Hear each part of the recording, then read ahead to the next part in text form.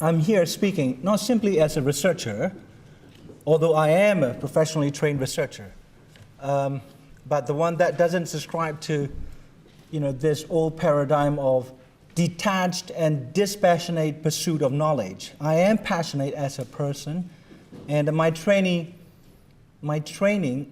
as a professional researcher enables me to temper my passion and try to sift through what I consider facts from my biases. And having said that, I also want to make one more personal comment before I go into the heart of my presentation. The question of Rohingya is a central, most existential challenge to me, both as a Burmese and as a Buddhist, because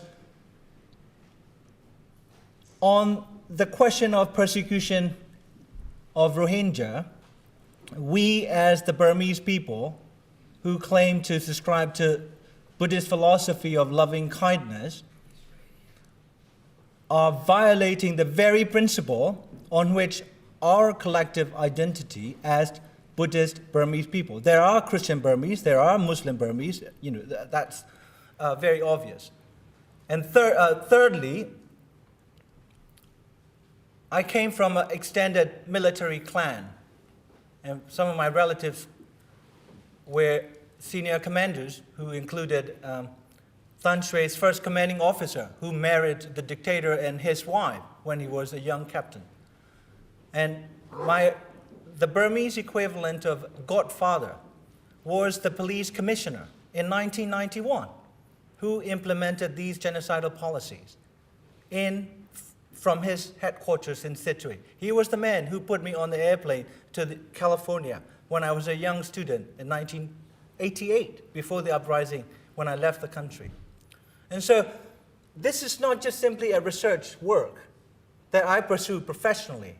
This is an existential challenge. So therefore, I throw my lot in with the Rohingya, whom I consider Myanmar, Thailand, and my own kind. This will be an affront to the Burmese society that has become a product of what Joseph Goebbels called, you repeat a simple lie 1,000 times, thousands of times, it becomes truth. And we have a situation where 90% of the Burmese population in the country who have never ever set their foot in Rakhine State because of geographic barrier we call Arakan Range. And we have never, many of us, most of us, have met a flesh and blood Rohingya in our entire life. I lived in Burma for 24 years and I'm 50 now. I had never heard anyone utter the word Rohingya. Yeah?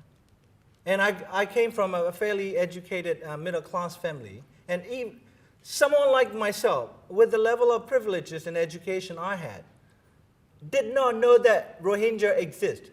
But the fact is, the fact that I do not know, or I did not know that Rohingya exist, does not mean they do not exist. And there are, ex-diplomats from this country, UK, that have argued that the Rohingya was not in the India Office archives, not simply because the Rohingya did not make it into the white man's archives, doesn't mean they do not exist. So now, onto my presentation. This is based on a 3-year study I conducted with my colleague, and this is coming out as a 30,000 word journal article from the University of Washington Law School called Pacific Rim Law and Policy Journal. First, we need to understand who the Rohingyas are. The Rohingyas are the people who are pre-nation states, just like many of us, just like the Kachins, just like the Chin, just like Karen, Wa. They are borderland people. What James Scott called borderland people. They are pre-nations. They belong to different political systems. Yeah? And they speak a similar dialect with, like the Chittagonian Bengali. But that doesn't mean that they are Bengali, or they are Chittagonians, or they belong to Bangladesh because they speak a similar dialect as Chittagonian across the border, because the Burmese, who speak a modern version of Arakanese or Rakhine language, no Rakhine would ever consider themselves Burmese, and they will be offended if you say, you speak a dialect of Burmese, therefore you are Burmese. And yet, we do not apply this logic to the Rohingya. And of the so-called 135 official races, and then some of the races are simply names of villages and rivers. And villages and rivers are deemed races. And 2 million Rohingyas are not accepted as a self-recognized and once officially recognized Tayinda or nationality of our country or fully fledged citizens. That is the situation.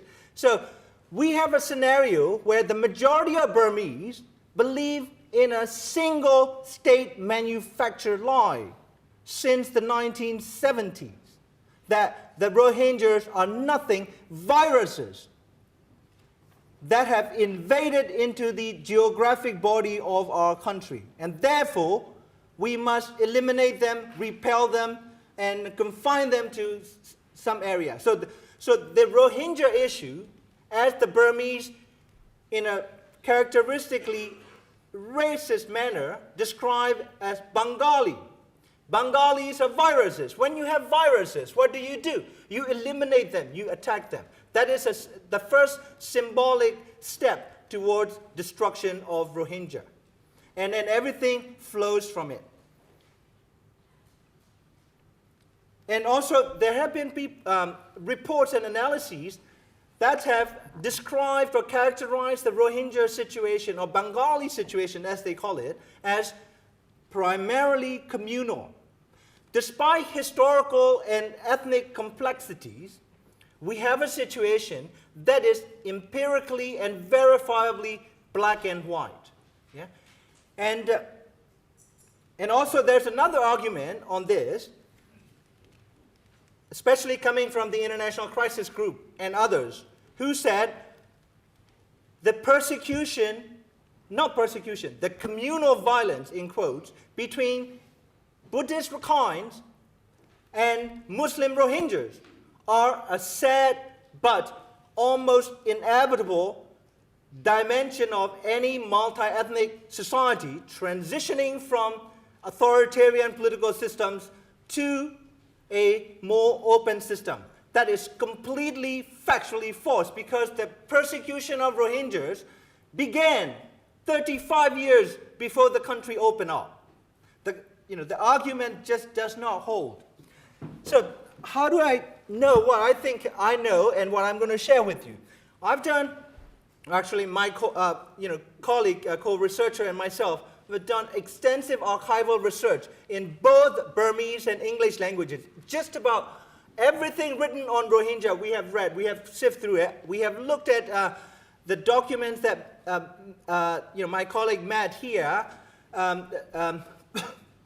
analyzed and wrote a very credible report about. We read that document 6 months ago. It went into our news and guided conversations with people, including ex-Burmese military officers stationed in Rakhine State. The highest level of a military officers I have interviewed personally, brigadier generals. And then I've been also personally interviewed three very prominent members of the Rakhine Inquiry Commission set up by President Thein Sein. We've also interviewed UN, INGO staff, and last but not least, Rohingya themselves, who are victims, who were witnesses, and we have done these interviews in Burma, Bangladesh, Malaysia. I cannot go there, my colleague could, and so, he did that. Malaysia, Thailand, UK, USA, over a period of 3 years. And out of our 3 years research, we have concluded what we have is not a situation where Myanmar as a country is marching potentially into the future of genocide. We are seeing what we call the slow-burning genocide that is unfolding with characteristic spikes of killings, and then followed by plateaus of carefully designed and structured destruction of Rohingya as an ethnic, religious, and national group. And the Burmese government, or Myanmar government, successive Myanmar governments, we have found, based on our evidence, are guilty of 4 acts of genocide out of 5 acts spelled out by the UN Convention on the Prevention and Punishment of the Crime of Genocide in 1948, and then the Rome Statute, Article 6. So here, I juxtapose genocidal acts with types of atrocities that Rohingyas have been subject to since 1978. This is not a transitional issue. This is not a communally led violence. This is state-sponsored with communal collaboration within the Rakhine people, and not all of whom are racist, but many extremist elements. Genocidal acts are acts committed with the intent to destroy, in whole or in part, a national, ethnical, racial, or religious group. As such, number one, killing members of the group. There are plenty of evidence of killing members of the group. The number of people killed, maybe 20 or 200,000 or 20,000, it doesn't matter. They are killed on the basis of their ethnicity. That is considered a genocidal act. Yeah? Causing serious bodily or mental harm to members of the group. Destruction of group identity is a symbolic violence. If you walk down the street and you are told repeatedly you are not a human being, you are a dog. Yeah? That is a violence. You have to defend your human existence. And Rohingyas have been subject to this violent process over the past 36 years. If you walk down to Sittwe, and we've interviewed people who will say, police officer will come up to them and ask them, what are you? Rohingya. The minute you mention that you are a Rohingya, you get punches. Yeah? Symbolic violence accompanied by literal and physical violence because you claim that you are Rohingya. Your group identity is destroyed. And then the sexual violence, forced labor, there's a pattern of different forms of violence and rights abuses. And here, what's interesting, following up on what Matthew Smith was saying, the conditions of life calculated to bring about the destruction of Rohingya as a group, that has not been explored. And Lemkin, Raphael Lemkin, the man who gave us the word genocide and was a force behind Genocide Convention, he called it underfeeding, like destruction of a community does not always necessarily require machine guns, he said. Underfeeding. He calculated the calorie intake of the Germans, the Hungarians, the Poles, and then the Jews. The Germans got 70 to 80% nutrient intake. The Poles get the Jews get 20 to 10 or 15%. Then two-child policy here. Imposing measures intended to prevent births within the group. That is so within the territory of genocide. And the last one, forcibly transferring children of the group to another group. I think I won't argue. So here, this is the last slide.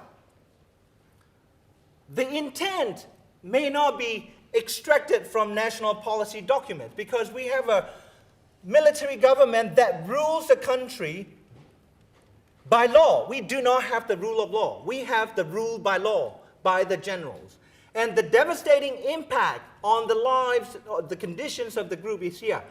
Doctor-patient ratios among the Rohingyas is, in one area, in Mount, I think it's 1:73,000. In another area, I think Buthidaung is 1:86,000 Rohingya. These are like UN figures. And the national average is 1:700. And it is actually worse than Syria's situation. 40 doctors for 2 million in a civil war Syria today. The Rohingyas have fared worse than Syrians in the current civil war climate. And then Rohingya death rates among under 5, 3 times national average. And extreme malnutrition. It is design. Yeah?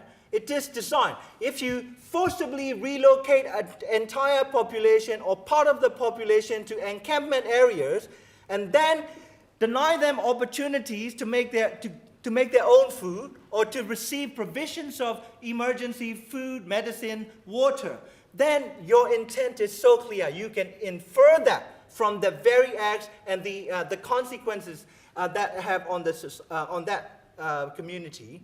And then severe restriction for Rohingya. Rohingyas not in camps. They have been living in 11 security grids that are armed and they cannot move from one neighborhood to another. So I think this is an inconvenient genocide. Genocide that cannot be known by its name because it doesn't serve the interest of the Americans or the British or the Australians or anybody. So in 2009, Human Rights Watch came up with a report and prophetically wrote, no one is helping Rohingya because it's not in their interest. But I think as human beings, we are all human beings first, and Americans and Australians and Burmese and researchers and doctors second. As human beings, this is an affront to our humanity. If I consider this an affront to me as a Burmese and a Buddhist, this is an affront to all of you and your humanity. I will stop here. Thank you.